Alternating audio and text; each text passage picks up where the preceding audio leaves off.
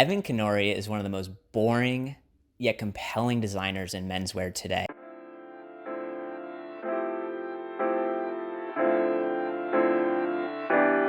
His minimalistic take on workwear classics has earned him a cult following of customers, regularly selling through styles at over $300 retail prices. He's one of dozens of brands that's trying to take a more modern approach to workwear, but one of the very few that has really cut through the noise and made a success out of it.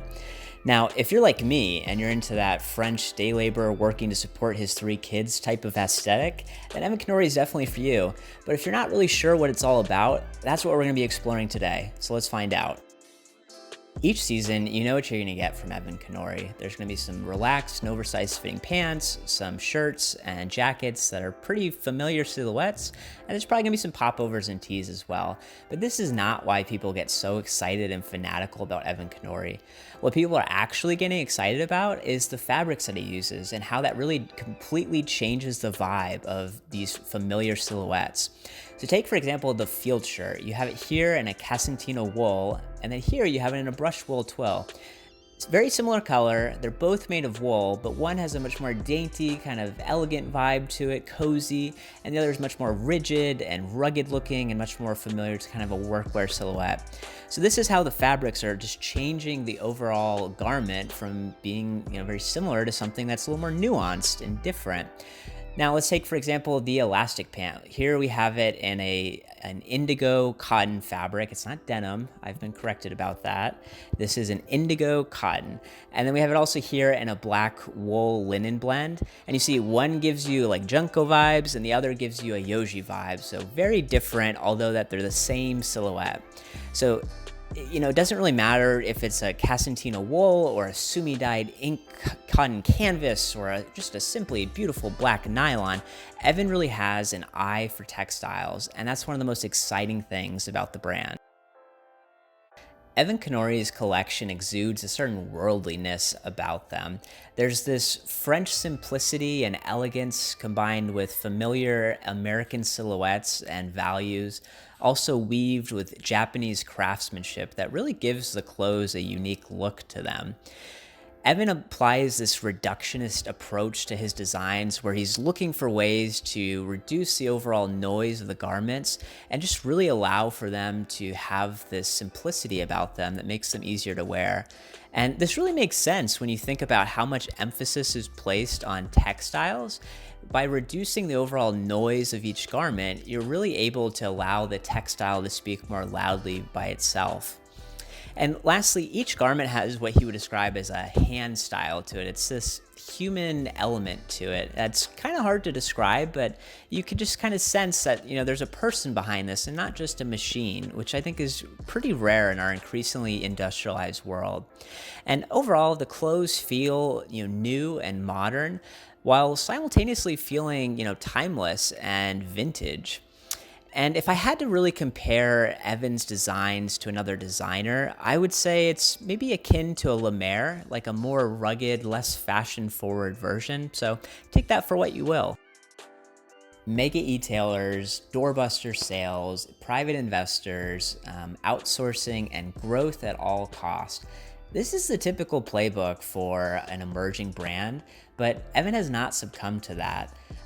In a lot of ways, Evan is really unique because he's been very selective with the stores he works with. He doesn't do sales or discounting, and the majority of the collection is produced locally in San Francisco or Los Angeles.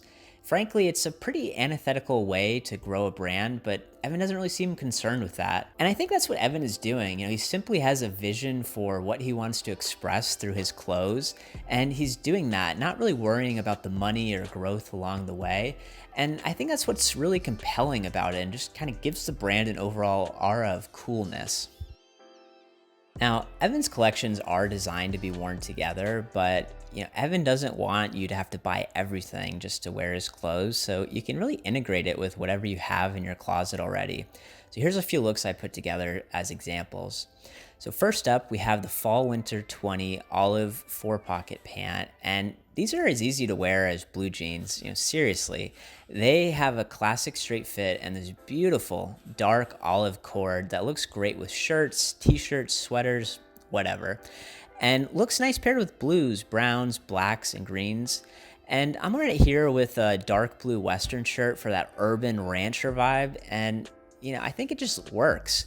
And lastly, my favorite detail is the navy cord waistband lining, which was used on a few of the pants and jackets for fall winter 20 as well.